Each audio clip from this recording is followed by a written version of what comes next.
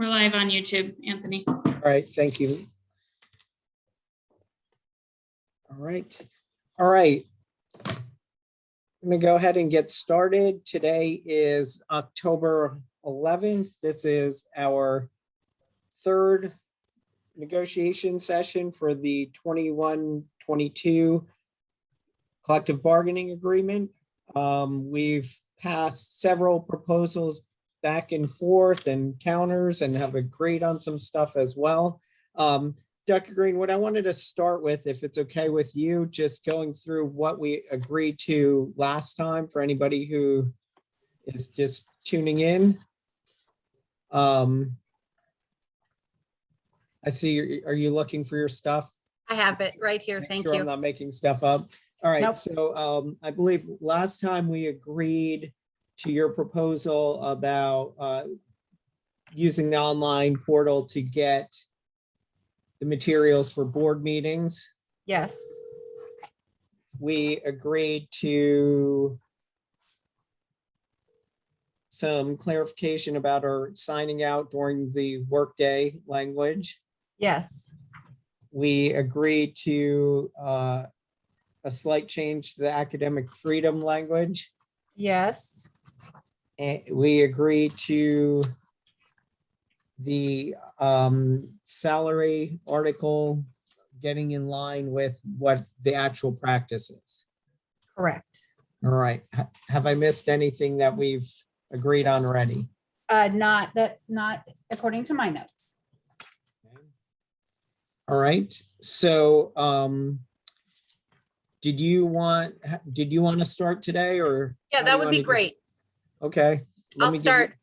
The first thing I'd like to say is we've had a small change in our team makeup, and whereas he's not on right now because as this just occurred recently, he had a pre-scheduled appointment. He might hop on later, but Mr. Bobby Pruitt from Satellite High School is going to be joining us in place of Mr. Burt Clark. So Got Bobby out of retirement, huh? He used to be on the team. he said that. He said he used to be on the team. Well, he's back, and he Okay. might be hopping on later this afternoon, but it all happened last week. So he had a pre-scheduled appointment. Okay. You had asked us to look at revising some of the language related to teaching assignments and duties that Dr. Fontan and Melissa Braun had discussed at the beginning of last meeting. And so we have made some changes to that language and would like to share it with you if you could give me the opportunity to share my screen. Yeah, I made you a co-host, so you should be good to share. Okay.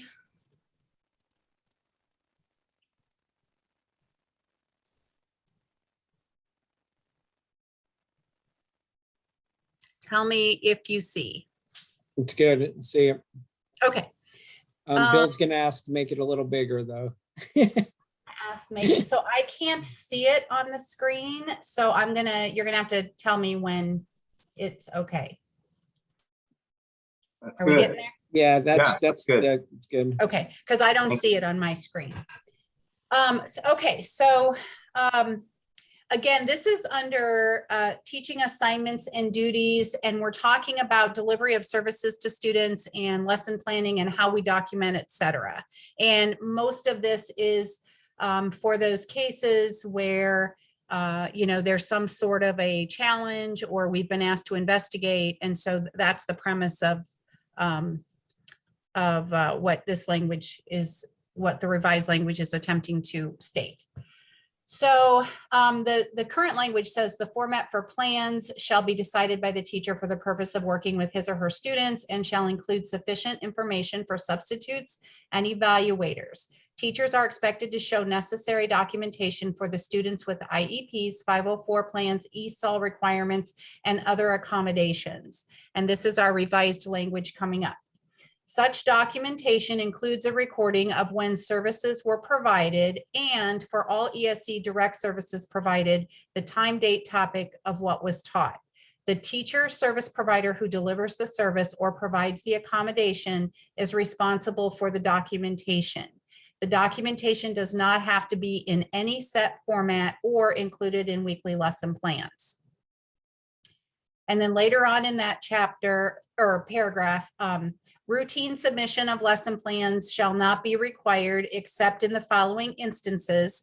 Currently in the contract is already the PDAP process, but the thing that we were adding is for teachers of students with disability whose IEP implementation is being challenged or monitored for compliance as a result of a state and/or resolution or corrective action plan.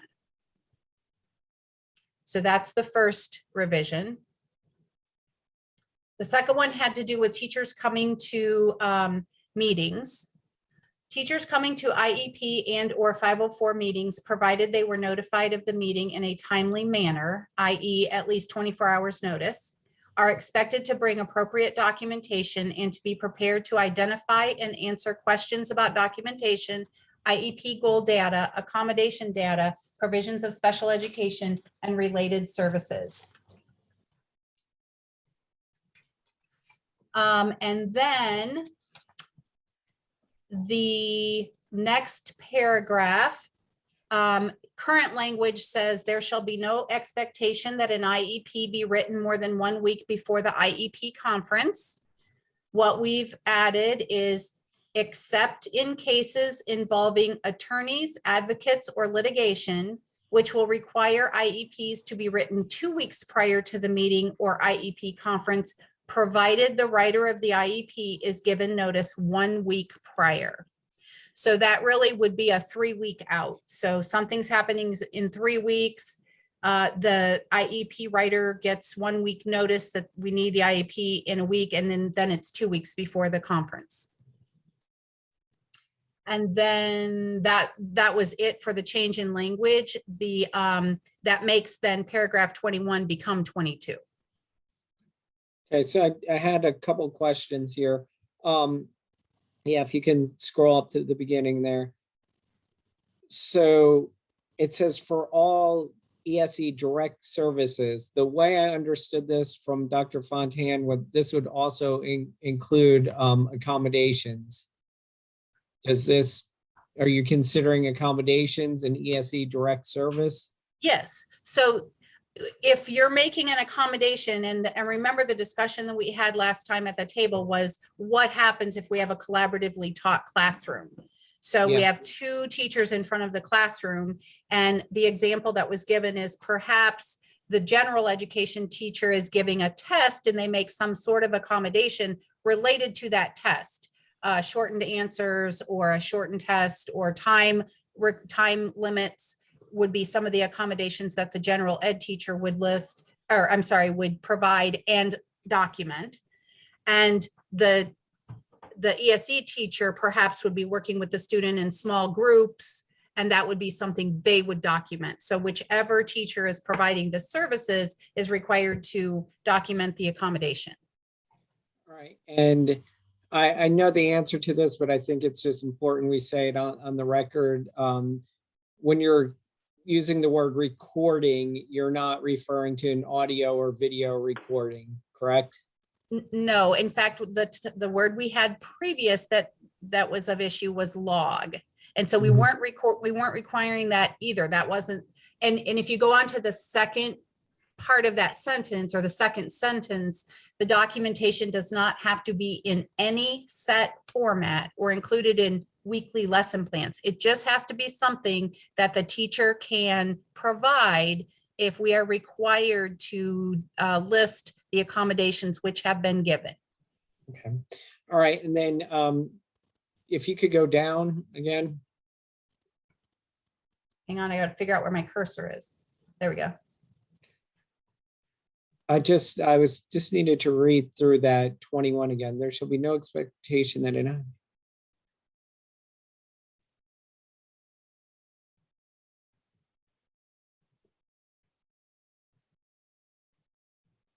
okay. All right. Bill, do you have any questions for Dr. Green? No, not at this time. Thanks, Anthony. Okay. Does anybody else on the team have any questions for Dr. Green about this? I do. I just want to make sure that I'm clear on what, is being asked here, because oftentimes we come back to videos to look at the discussion that was at the bargaining table.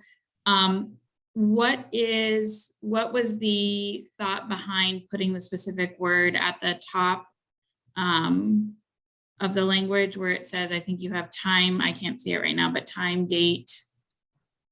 So time, date, topic. What's the reasoning for time there?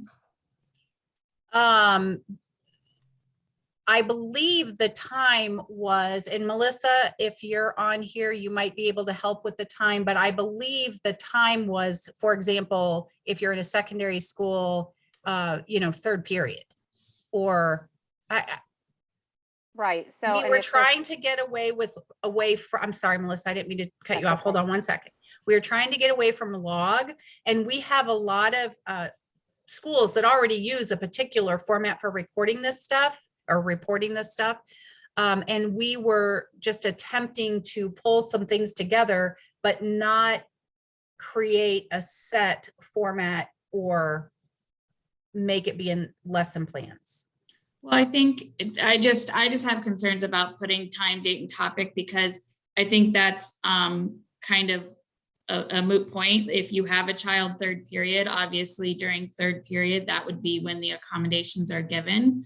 And also that completely takes away from being able to use focus as one of the tools to document, which many teachers are, because you adding a time in there is kind of ridiculous. If I have a kid in fifth period, that's obviously when he's getting his accommodations. The date is already automatically going to be on focus. The topic is going to be there because the name of the assignment is going to be there, but time, like, I don't think it's necessary to have time put there. But keep in mind, that's at the secondary level. So there are elementary considerations.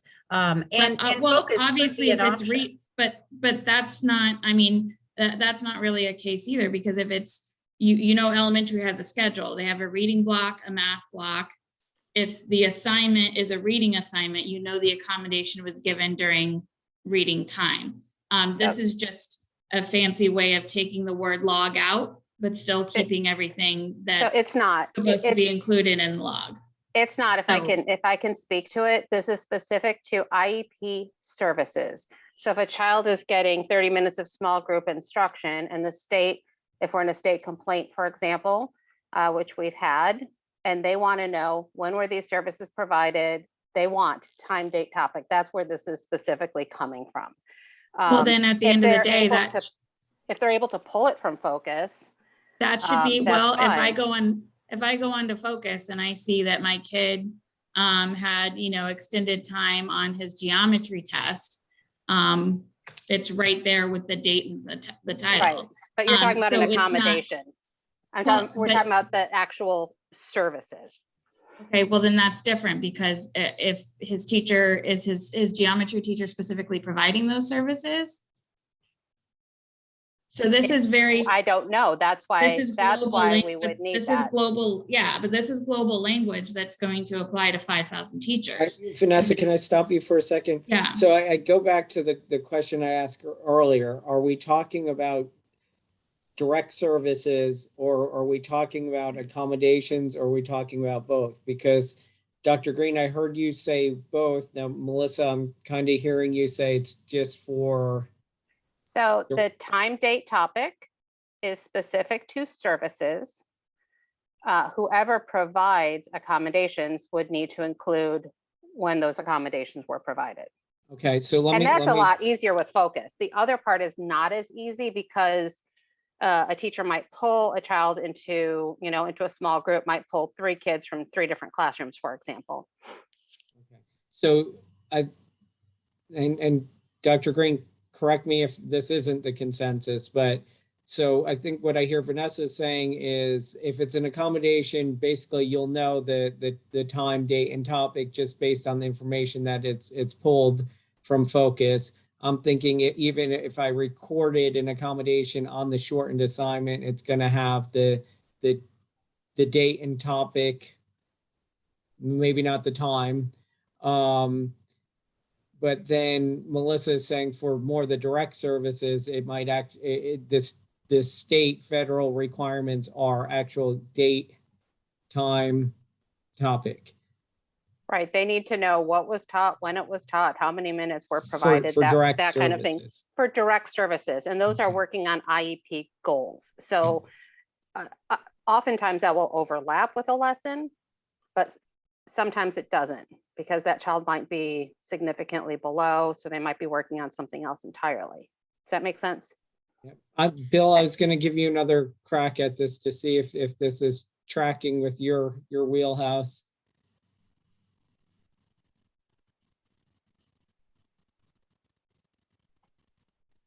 So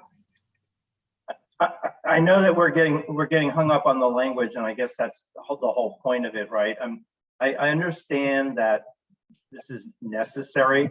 We just have to find a way that's going to be less cumbersome for teachers. So, but we do have to, I guess we have to be very specific so that the expectations are clear, but I absolutely believe that this is something that's necessary for teachers to have and for the district to be able to document. All right. Well, let us discuss it in caucus as well. I had a couple more questions, Anthony, about the language. So down where you talk about routine, or for the teachers that have to submit the lesson plans. Yes. Okay, so routine submission of lesson plans shall not be required except in the following instances. For teachers of students with disability whose IEP implementation is being challenged or monitored for compliance as a result of a district and/or state resolution or corrective action plans. So if you're requiring that teacher to submit their lesson plans, up above, oops, I'm sorry, that was my cat. Up above in the where it talks about not submitting lesson plans and not necessarily documenting these accommodations or direct services in lesson plans, like they can have a separate area, whether they're using Focus or they're using, the actual IEP and an attachment to it to document when they're doing it. So if they're submitting lesson plans every week, but they're documenting their accommodations and direct services elsewhere, is that going to be an issue? Because you're asking them to submit lesson plan because I have the idea, you're putting it here in this information, you want them to submit lesson plans because of the accommodations, but it's may not be there because they may be tracking it somewhere else. So I think the topics are separate. I think accommodations is one piece of the information that has been difficult to pull when we're under some sort of requirement to provide the accommodations. I think the lesson plans are a different topic and not always, accommodations aren't necessarily written into the lesson plans. So I think they're different. And when you say every week, again, the routine submission of lesson plans is only going to be if there's an IEP that's challenged or monitored for a period of time. And I think, correct me if I'm wrong, Melissa, did Dr. Fontaine mention last time that, we had fewer than, I don't want to say a word because I think I remember fewer than 10 that she said are being monitored across the entire district. So it's not all teachers submitting lesson plans every week. It's only for those that are being monitored. Right. And I just wanted And to upon clarify request. because, sorry, you were asking Melissa. Oh. Sorry, Melissa. No, I think it's more than 10, but it's definitely under 20. So it depends on kind of what we're looking at, whether it's OCR, state complaint, or like a district mediation resolution. But it's under 20 and at different schools, basically. So that's why I just kind of had the question, because these teachers, those 10 teachers are somewhere under 20, right, are being asked to submit their lesson plans, but those lesson plans may not have their accommodations in them because they may be documenting those accommodations or direct services elsewhere, right? So I just want to clarify, we're putting this language in here and it almost makes it sound like these teachers are going to have to submit their lesson plans if it's under, a compliance issue. And oh my goodness, you submitted these lesson plans and I see your accommodations and your direct services are nowhere in here. So that's what I'm kind of confused about, why, and I think that one of the main issues, and maybe we'll talk about it in caucus, is the differentiation between accommodations and direct services. And the other thing I just want to say, and I've got one more question about this language, we've got to remember, I just feel like we're talking about changing some of this language for 10 to 20 cases. And we've got 5,000 teachers in the district. So I want to make sure, or close to that we are being thoughtful, and this doesn't affect a larger group that's already doing what they're supposed to be doing because of the actions of a few, if that makes sense. And then my last question is, and I get it that typically within 24 hours is considered timely notice, but our teachers are, and I don't have to tell anybody that we have a substitute shortage. And both at the elementary and secondary level, our teachers are losing their planning constantly. They're either covering classes, they're either having classes split up and put into their own classes. So honestly, they might have lost a planning, and that's not really 24 hours notice because they may not have had time. I have teachers that tell me they have morning duty or afternoon duty.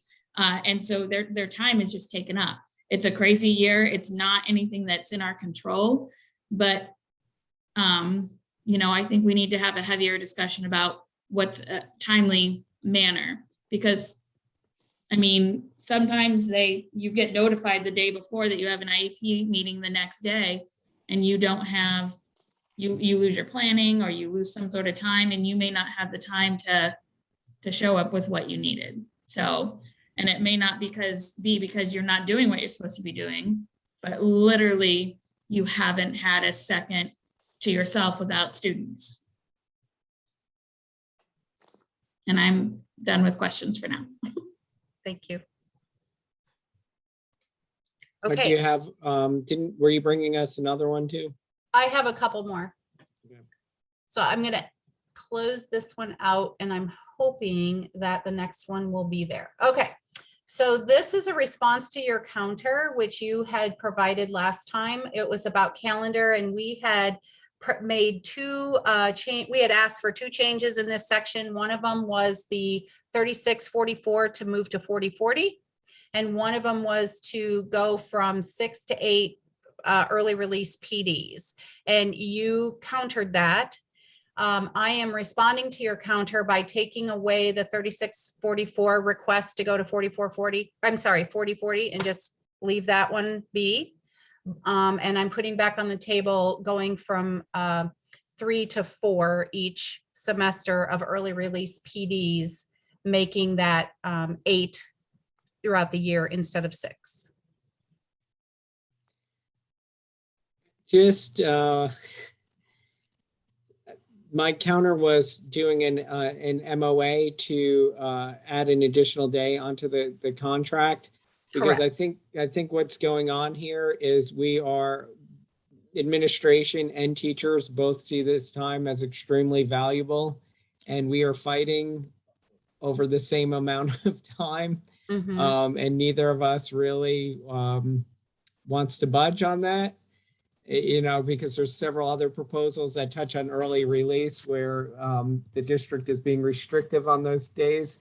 So I just, I'll talk to the team, but I still think the better solution would be, at least for a year or even 2, because we're going to have the funding through the ARP grant, would be to add a day for professional development rather than fighting over these early release days. Okay, and the only other one that I believe that I had was the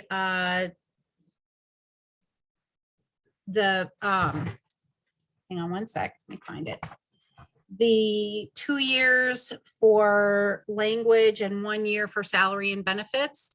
Yeah. You had countered that with, a specific sentence. Each party shall bring no more than 2 proposals to negotiations for the 22-23 contract.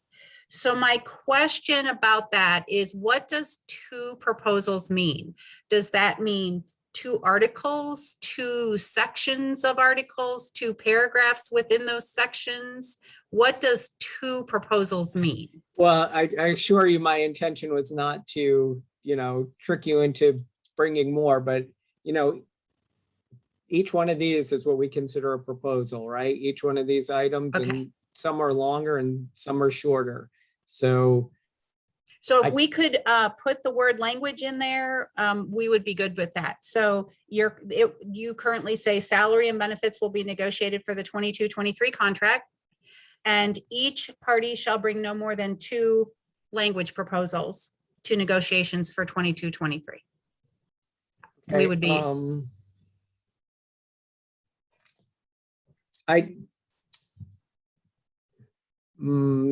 trying- that might help you, Anthony, because Well- if by putting the word language in there, salary and benefits is 2 right there. Can we, okay, I'm gonna hold off on giving you a response to that. Okay. Okay, That's it on our side. okay. All right, I am going to share my screen now.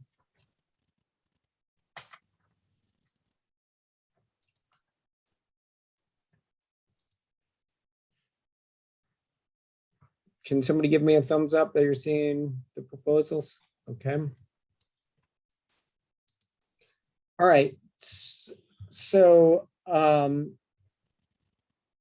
the first proposal was you had countered about the subpay / comp time for covering classes.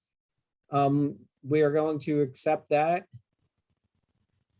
So there's no change, there's just an accept. You zoom in, Anthony. What's that? Zoom in? Yeah. Is that good? Okay. Then the next item was about flex time. We are going to flex time going from 30 minutes to an hour. We're going to accept the counter you made to our proposal. We're not thrilled about all the restrictions being put on the early release days. But for the sake of compromise and negotiations and moving the ball forward, we are going to accept that, but we're, wondering or having trouble understanding why the district is so set on not offering a little bit of flexibility on those early release days, especially if they are the teacher's days. So we did accept that. Okay, the next one, you rejected our proposal about the schools with the 9-hour day. We had some discussion last time about perhaps a lot of this would be better suited for an MOA because the district doesn't feel that 9-hour day is going to be a permanent fixture in our schools. And if so, it's because the state is funding it and not BPS, although it's a little different this year. But the piece that we really want to see in the contract is this: in the spring of each year, teachers will be informed if their school will have an additional hour the following year. Upon learning of that decision, the district shall place a teacher at another school in the same position or agreed upon a position if the teacher does not want to or cannot work at the school with the additional time. We feel for the most part, this is what has been happening with the district. Leading and Learning has assisted us on some transfers for folks that could not work the 9 hours or really didn't want to work the 9 hours. And we feel that this needs to be a permanent part of the contract because it's a big change in work conditions to go from an 8-hour to 9-hour day. So we feel the rest of it could be worked out through an MOA like we have done previously, but we want to see this in the contract that, hey, you're having a whole new schedule next year. We're going to give you a chance to opt out of it if you want to or need to. Any questions on that? No. Okay. All right. You had rejected the proposal about members of the unit who are responsible for maintaining CTE lab equipment. such as automotive lab, receiving an extra 8-hour planning once per semester. We pared that down some to saying at least give it to them once per year.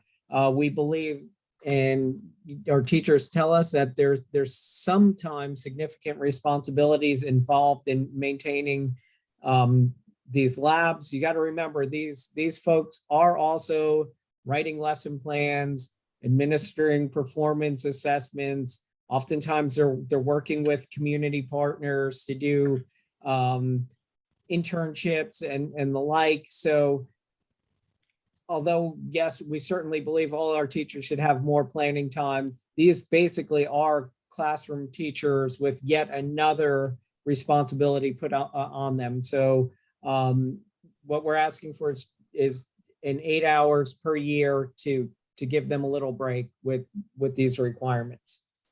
Any questions? No. Okay. Okay, you had rejected the proposal about the involuntary transfer with the annual contract teachers. We are going to withdraw that proposal.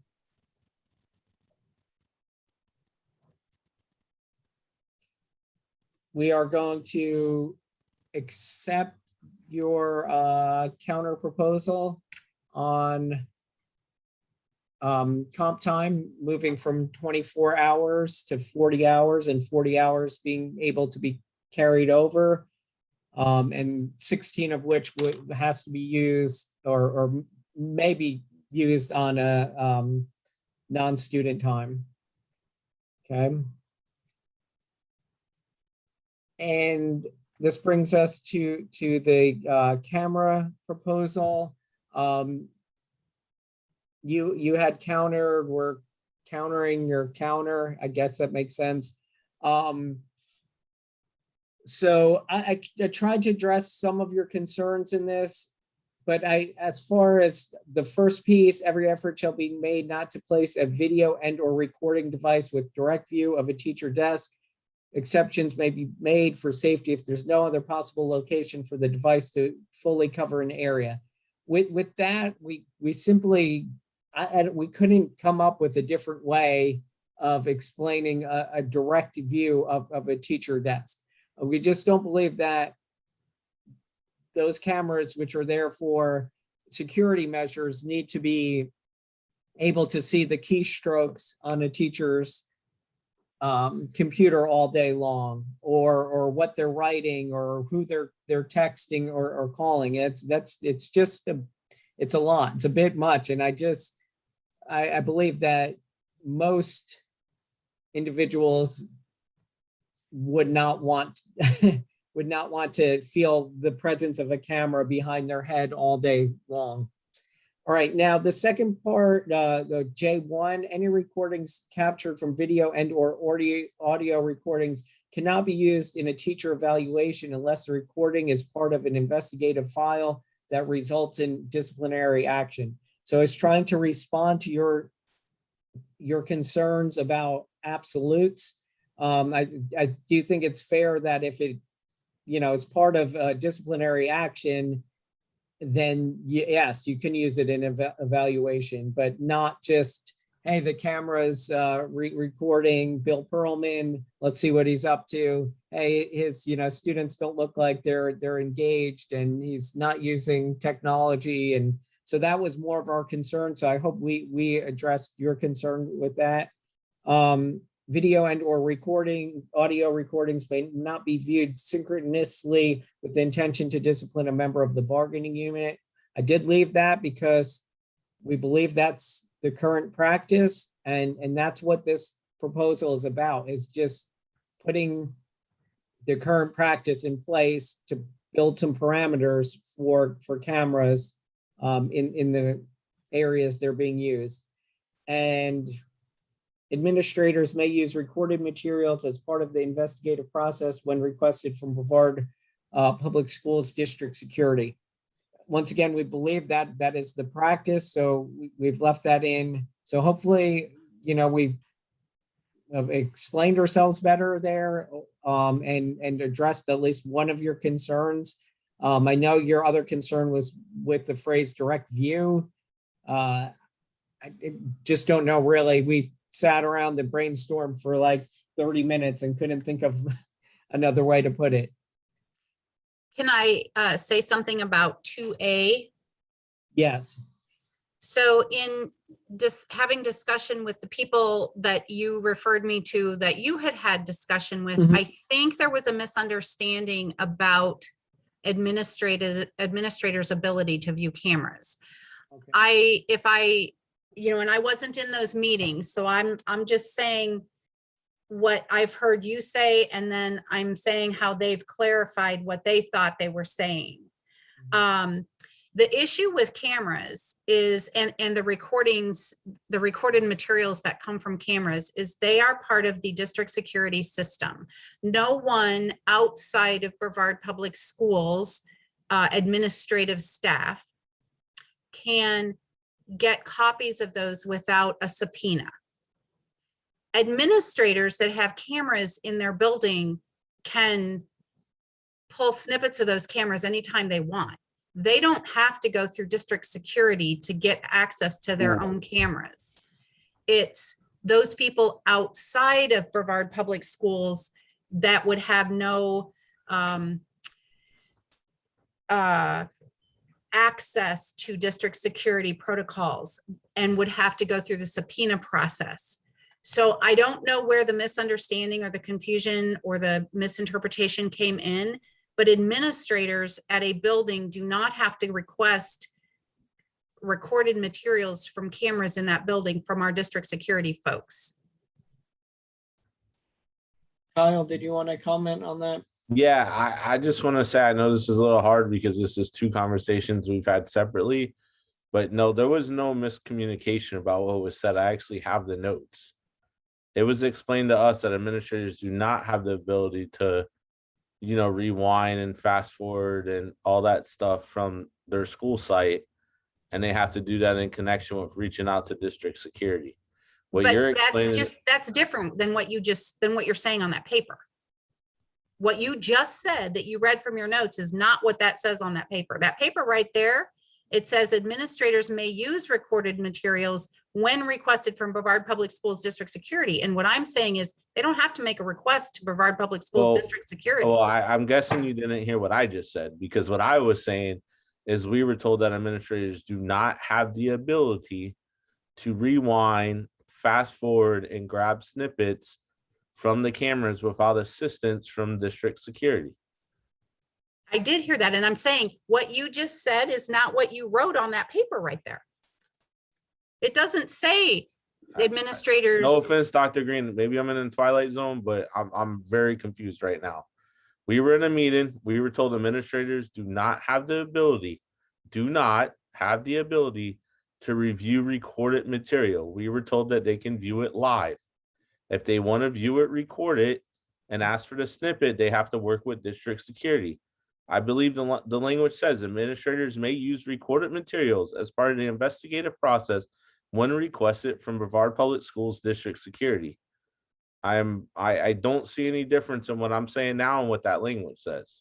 I was hearing fast forward, rewind, et cetera, et cetera. Well, it's the same thing. I mean, He's saying hone in on the word recorded.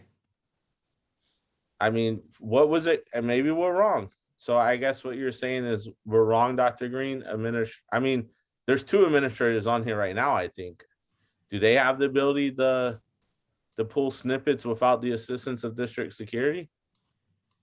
Jason, I see you shaking your head. We do.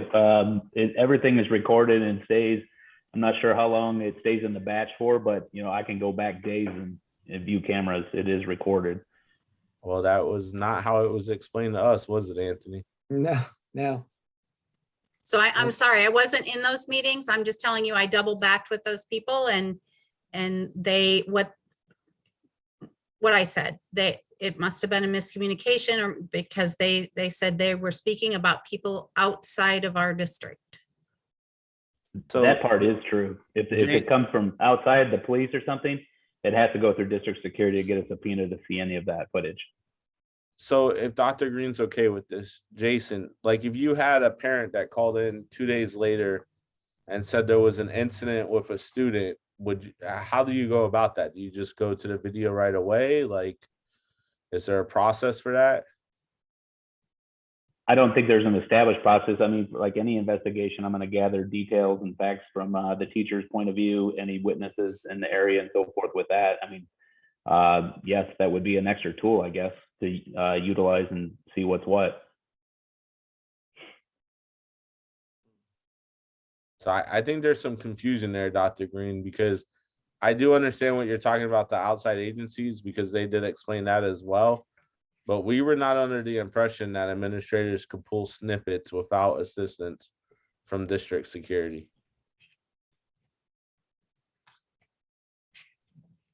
Okay, you can go on, Anthony. All right. All right, so you had countered the drug-free workplace, and we're offering a counter to that. Okay. So we've added in, you had if termination occurs, and I've struck through if termination occurs, and it just reads the Brevard Federation of Teachers may utilize the terms in Article 4 of this agreement to grieve the termination, discipline, or reasonable suspicion as defined below. Now, from what I've heard through several of these board meetings, I don't know. I believe it's still possible to end up with discipline, not termination in certain instances. So we want to be able to grieve that. But a really important value we have with this proposal is to be able to grieve reasonable suspicion, as well as make sure everybody's clear about reasonable suspicion. So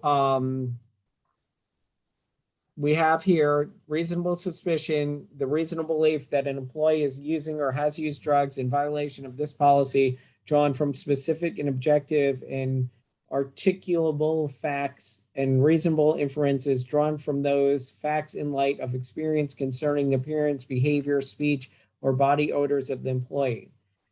And B, reasonable suspicion drug testing shall not be required except upon the recommendation of a supervisor who has at least one level of supervision higher than the immediate supervisor of the employee. Among other things, such facts and inferences are based upon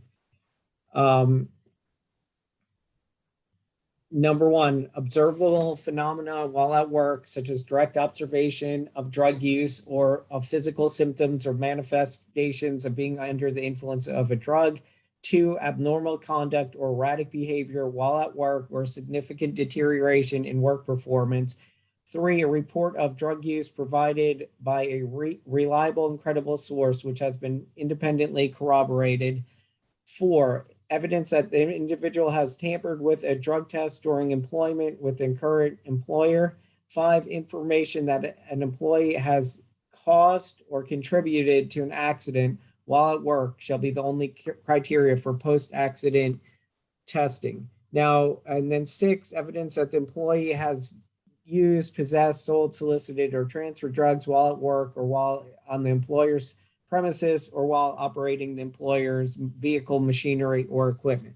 I want to point out that these 6 criteria here, except for one little phrase, are directly from state statute. This is what state statute says the school board's allowed to, when the school board's allowed to drug test based on reasonable suspicion. I mean, it is word for word, except for this phrase right here, shall be, number 5, shall be the only criteria for post-accident testing. I've added that in. So information that employee has caused or contributed to an accident while at work, that's directly from the state statute, shall be the only criteria for post-accident testing is what I've added on. And once again, we go back to, you know, bee stings are not, according to state statute, and I will give it to you if somebody is throwing, you know, rocks at the wasp nest, I'll give you that one. but bee flies up and stings somebody, that is not, according to state statute, criteria for a drug test. I would argue that based on the state statute, a student with disabilities biting a teacher is not subject to reasonable suspicion drug testing, and then basing this on state statute. Okay. And then the other part Anthony. that is an important value that we have in this, we've pared down the proposal significantly, is an expedited grievance for reasonable suspicion testing. I don't think we've changed any of that from the last proposal. Kyle, we didn't change any of that, did we? No, I do not believe we did. Yeah, And so I don't want to go through the whole thing again, but we believe that, just to sum up, if there is a reasonable suspicion test within 24 hours, there should be a step 3 grievance, or it shall be scheduled within 24 hours. So we can determine if that was a valid reason for a drug test or not. Anthony, I just want to add that, at the last bargaining, there was some talk about Workman's Comp and the insurance rebate that the district receives. And we did ask for, that information to be shared with us. And, we never got anything, but we did do some research, and we found the form that's required for Workman's Comp, and it actually doesn't have post-accident screening on it. It only has reasonable suspicion testing. We also went and looked at the Workman's Comp administrative law and all the supporting documents for Workman's Comp, and it always refers back to the state statute. The state statute does not list post-accident screening. The state statute lists it as reasonable suspicion, and it truly is what Anthony read on number 5 is what is listed on the Workman's Comp. It's listed on the, and I also want to state the sheet that the district needs to submit for their 5% rebate on Workman's Comp insurance is a half-page form with four blocks that it checks. It doesn't have to define its drug-free workplace requirement. It just has to say we meet these 4 requirements. One of the requirements is a pre-employment screening. One of the requirements is reasonable suspicion. One of the requirements is if somebody comes back to work, they are screened. And then one of the requirements is if somebody goes to the rehab, they are screened. That is from Workman's Comp form. That is the administrative law that we could find when we did our own research, Dr. Green.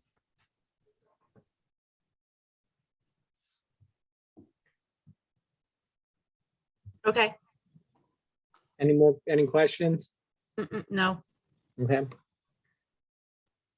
Uh-oh. And Antonia or Rosemary, do you have any questions? I don't, thank you. No, not at this time. Okay. As far as our parental leave, you guys had you had countered with the removal of this sick leave buyback, which we appreciate, but first of all, I'm going to brag on this start of this parental leave that we instituted last year is such an awesome thing that our district is offering it, and we want to keep moving it forward. Now that we have some numbers available, we did some research on that, came in under projection as far as what the district anticipated to spend and what we actually spent. It ended up costing the district $84,000 last year, and some of that we can argue if they were actual costs, because we believe that some of these folks didn't require substitutes and so on. So you guys have rejected that, and we're putting the proposal back, a new proposal, and we're asking for 15 days of paid parental leave. That would be a really solid beginning to a parental leave policy like no other in any school district, and can be another thing to recruit and retain teachers here. But, I had mentioned last time that we hadn't had the public record at the time we wrote the proposal. So based on that, we believe that the district can easily move that from 5 to 15 for So very could I little cost. could I say, Anthony, you had mentioned last time that you thought we budgeted 300,000 for that. If you Yeah. go back to last year's final sheet that we TA'd on the salary, we budgeted 115. And so the difference between the 100 and the 115 and the 80 some was 31. We were $31,000 off of that budget. So I just want to point that out. We did not budget 300,000, nor was that on the sheet that we TA'd last Yes. Yeah, last round of bargaining. I'm not disagreeing with that. We did find that as well. But still want to point out that, you know, $31,000, I mean, that's still not a numbers guy, but, you know, 25% difference there, you know, I mean, that's pretty substantial. So we didn't hit the But budget. you tripled your thing here. Double, yeah. So we went from 5 to 10 to 15. Yep. Okay. Yeah. Any more questions on that? No. Okay. All right. This thing keeps getting messed up. It's driving me nuts. Okay. As far as the marathon clinics, we're gonna offer a counter. I mean, honestly, we're still not thrilled with this. We think it doesn't quite do what we want it to do, which is to steer people to our well care centers to save us and our plans a tremendous and our health insurance plan a tremendous amount of money. But we figured we would at least take another stab at it. Although we feel like our original proposal was by far the best. So our new proposal or counter is sick leave will not be charged if employee needs to attend a scheduled appointment at an employee well care center or a virtual appointment. The time allotted for this shall not exceed 3 hours per year per employee. Absences under the section must be approved 24 hours in advance. Administration will work with Marathon Health Clinics to reserve slots for teacher appointments between the hours of 3 and the close of the day. So we pared that down. But you know, one hour was not cutting it. I mean, it's just, you know, 1 hour was not enough time for most teachers to get to a well care center and potentially back and have their appointment as well. So we feel like 3 is a more reasonable number, you know, under our proposal. I guess if you are a teacher at ESF, you might be able to use this a few times, you know, but if you're at one of our beachside schools, you're probably only going to be able to use this once per year to get to a well care center. Any questions on that? No. Okay. All right. So that was the last one. You know, we had one that you were sitting with related to Article 6. It was the language that we had offered a new proposal related to special procedures for termination charges. Yes. Yeah, we had rejected that proposal. No, we just And- offered it last time. It was new language we put across last time at the table. Is this, okay, tell me what you're talking about, the fair. So Article employment? 6, under fair employment, we had Yeah, okay, so original, you elaborated on it last time, right? we wrote new language for it. We added a new section, and your one question was, at what point does the board vote? That was your one question about this language. Like, and you asked us what we were trying to do. And we said we were trying to clarify those unique circumstances that we'd had recently over the last couple of years since you added the language terminated and where they could go, you know, upon termination. And so we were clarifying, you get one choice, you don't get multiple choices, which is what we said when we originally talked about this language and brought it into the contract. You had to pick, are you going to go to DOA? Are you going to do a board hearing? Are you going to do the arbitration? And so we were trying to clarify that language. And the answer to the question, when does the board vote? And I think let me back up a second. I think one of the comments that was made last time was that a union attorney cannot get involved until board action. And I had brought a couple of examples where that wasn't the case, because they get involved when the superintendent sends a letter saying to the employee, I'm recommending termination. And you have 5 days to ask for a meeting for me. And that's when the FAA attorneys, in my experience over the last couple of years, have been involved. They've attended that first meeting, and at least on one occasion, maybe on 2 occasions, they asked for a second meeting before the 15 days where they could ask for the board hearing came about. So the answer to the question under this new language, where does the board's vote come in? The letters, the employee has 15 days to ask for one of these options still, previous and under this language. The board doesn't vote till after that 15 days.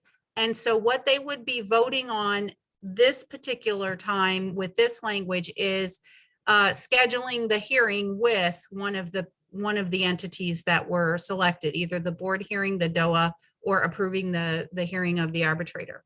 So if I may, Dr. Green, do you have that language accessible? I don't have it because it was in a separate proposal. Anthony, I had a question if you want to entertain it. Let me see if I can find, and I can listen while I'm searching.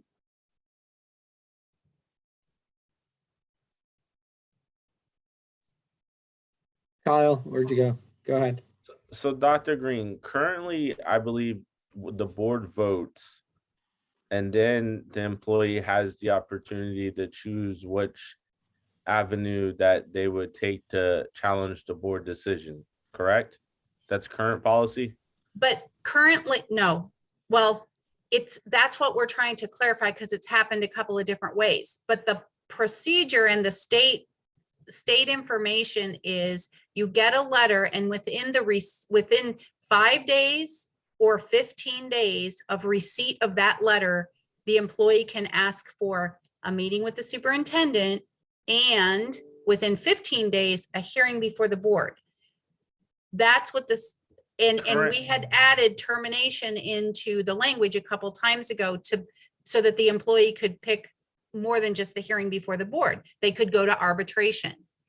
Dr. Green, I think what we're trying to. The board action comes after the 15 days.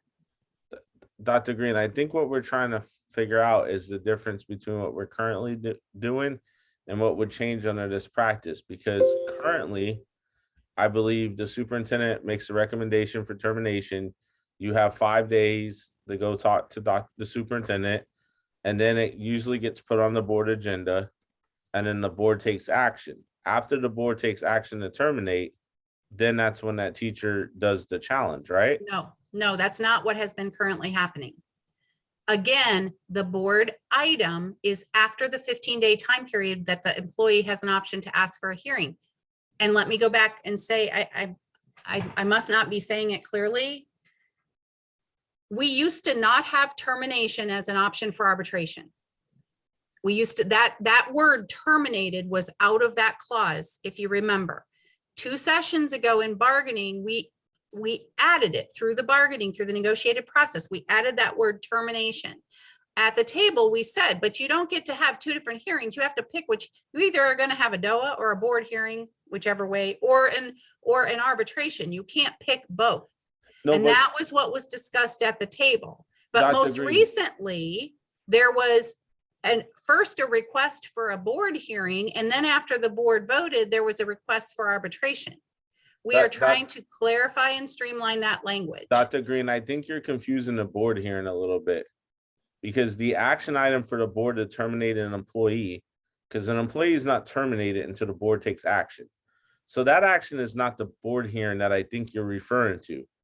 The employee has an option to request a legislative board hearing where I think 3 board members are chosen in a process. The challenge, I believe, that board decision. That's correct. I believe what BPS is trying to accomplish is so that they could avoid going to the board more than once. I think what you're trying to say is if you're going to arbitrate it, we're not even going to take it to the board yet. We're going to wait for arbitration. So first off, not everybody's allowed to go to arbitration. State statute, I believe, and I could have this backward, but I believe state statute only allows PSC teachers to go to arbitration, not AC teachers. I Is that thought it correct, was- Anthony? Or is I it thought vice versa? They could go to a DOA hearing or one of the hearings is only for PSCs. Yeah, you. Okay, whichever way, one. Yeah, So again, we're not trying to take away board action. And if I remember correctly, it was the last situation that we had that it was BFT that said, well, we're not going to go that route. The board has already voted. We're going to go the route that we think we have a chance with. So again, we're trying to clarify because at the table a couple of times ago, it was, you get to pick. And we're just trying to lay out the process by which that happens. Dr. Okay, Green, so- I'll just follow up with this really quick. It sounds to me that what's trying to occur is you're trying to make the teacher pick before the board takes any action. And I think the board's responsibility is to terminate an employee. Like if the board's not willing to terminate the employee, I don't think the employee should have to challenge the termination. But I'll just end it there. Thank you. I don't, so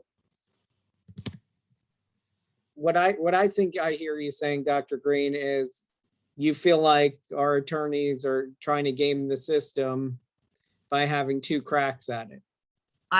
All I'm trying to do is clarify Well, the I mean, process to get to a let's hearing. just- I'm not saying anybody's doing anything No, wrong. but like, I think if we could figure out what the concerns are better, we could maybe get to a resolution. Because no, I understand what you're saying. It's like, okay, you have the right to challenge this. Tell us how you're going to challenge it. Are you going to challenge it with the hearing in front of the board? Or are you going to take it to arbitration? Is it going to be a hearing? So, but my concern is, come on, 15 days, like, and I'm not sure if there's a way around that because of the timeline with the meeting with the superintendent.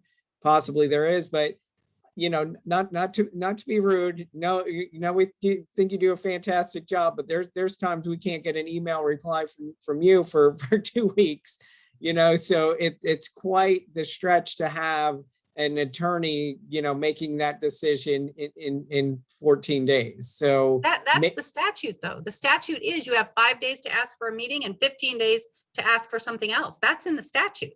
what statute is that in? Hang on, I'll pull a letter. It's in state Okay. statute. It's in It state is. statute. That they have What's the 15 statute? days to Yes. decide. And it's in the letter when it's presented to them. So then, wait, go back to, so what's the concern? If it's in state statute, why are we not just following the state statute? Again, there was a reason that you all wanted termination in the language. We agreed to do that through the negotiated process. We agreed to add that word to your arbitration language. Completely get that part. All right, Okay. we're good. We also said at that time, you could have one or the other, not both. It has been very confusing. And let's be clear, this doesn't happen, often, Yeah, but the last several times, it's been very confusing as to the procedure to get from recommendation to hearing and what kind. And at least in the last one, there was a change midstream. Like, I'm requesting within my 15 days that I want a hearing. And then after that, it was, oh no, I don't want a hearing because there's already been a vote. I want to go a different route. Dr. Green, that's a little not on your timeline. I get what you're saying, but that's not what happened because the days obviously are spelled out in state statute. So you have to make a request. So in other words, we were forced to make a request or give up that choice before we even knew what the board might do. And so let's not, I think the situation is being misrepresented. Obviously, I don't want to go into it full-fledged, but the situation you're presenting is being misrepresented. The reason why a request was made in that case was because we would run out of time, and then that option would have no longer been an option at all. And then we would have been forced into another one. It wasn't that we were just sitting there trying to hedge our bets and, ooh, we're going to pick this one, but no, we're going to pick that one. If we're held to state statute, which we are, then those days were going to run out, and we wouldn't have been able to use that option should it have been the one that needed to be used. That's why So we're I trying to just- clarify the process. I don't think that, but I don't think your clarification is actually going to be most beneficial for the terminated employee. And at the end of the day, we've got to do what's best for what we think is right for the teacher who may be unjustifiably being terminated. Well, I'll find that language, Anthony, and send it over. Okay, yeah, I got, because then I don't have the proposal in front of me either. So I gotta sit down and look at that.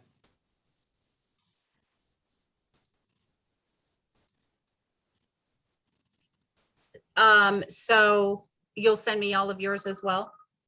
Yes. All right, and so do you want to caucus for a while? Yes.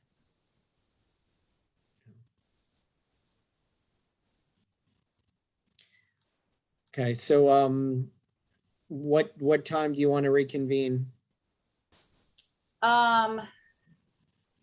Let's check in about 30 minutes just to see where we are. Okay, all right, so I will And send my that team, over. we're going over to Zoom, to Teams. So I'm leaving. Okay, so I'm gonna